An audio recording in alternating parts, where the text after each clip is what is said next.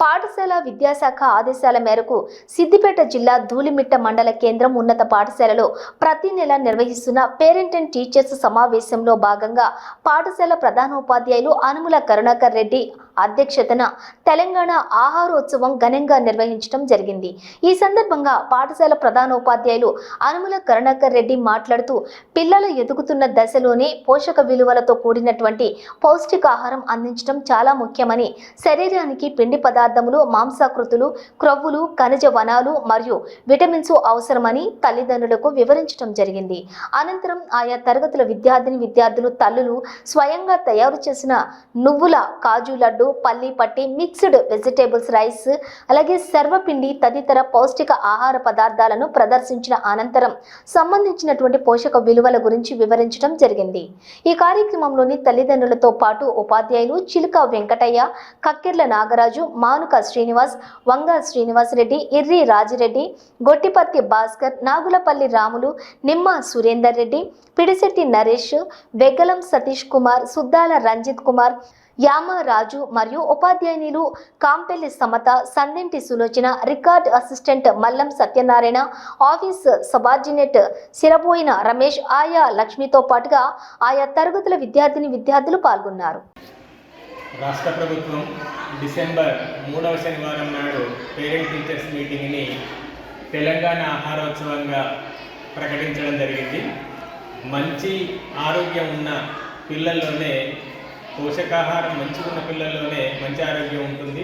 ఆరోగ్యం బాగుంటేనే వాళ్ళ మానసిక స్థితి బాగుంటుందనే ఉద్దేశంతో పిల్లలలో పోషకాహార ప్రాముఖ్యతను తెలియజేయడానికి వాళ్ళ పేరెంట్స్కి పోషకాహార ప్రాముఖ్యత, పోషకాహారం ఏ ఫుడ్లో ఉంటుంది, ఎలాంటి ఆహారాల్లో మంచి పోషకాలు ఉంటవి అనే విషయాలను తెలియజేయడం కొరకు ఈనాటి సమావేశం మన పాఠశాలలో నిర్వహించడం జరిగింది.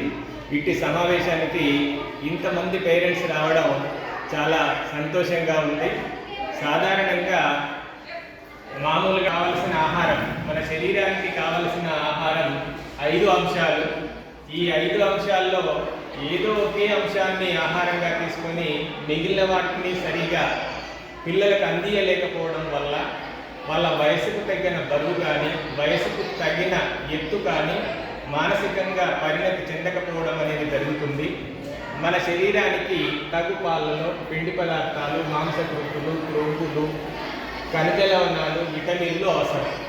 కానీ వీటిని తీసుకోకుండా పిండి పదార్థాలను తీసుకోవడం వల్ల ఇది శక్తి విడుదలలో ఉపయోగపడుతుంది కానీ శరీర పెరుగుదలకు ఉపయోగపడదు. అందుకే పిల్లలకి మాంసకృతులు తగిన పాలలో అందిస్తే సరి అయిన పెరుగుదల ఉంటుంది. క్రొవ్వులు అందజేస్తే శరీరంలో జరగాల్సిన అన్ని ప్రక్రియలు సవ్యంగా జరుగుతాయి. ఖనిజ లవణాలు అందజేయడం వల్ల అన్ని చర్యలు సరిగా జరుగుతాయి, ఎముకల పెరుగుదల సరిగా ఉంటుంది. దానితో పాటు రక్త ప్రసరణ సరిగా జరిగి మనం అన్ని పనులను సక్రమంగా చేయగలుగుతాం.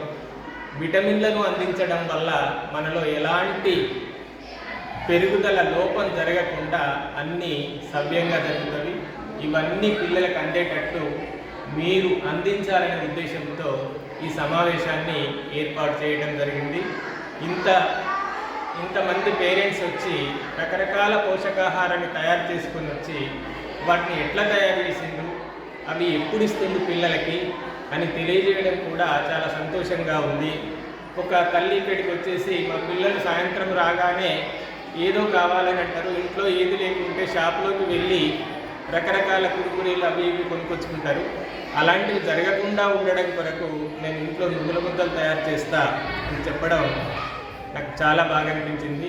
అదే రకంగా ఇతరులు కూడా, ఇంకా వేరే పేరెంట్ కూడా కరివేప పౌడర్ని, మునగాకు పౌడర్ని తయారు చేసి మా పిల్లలకు రెగ్యులర్గా అందజేస్తున్నా అని తెలియజేయడం, వీళ్ళ విషయాలు మిగిలిన పేరెంట్స్ అందరూ పాటించి పిల్లల ఆరోగ్యాన్ని అందరం కాపాడుకుందాం.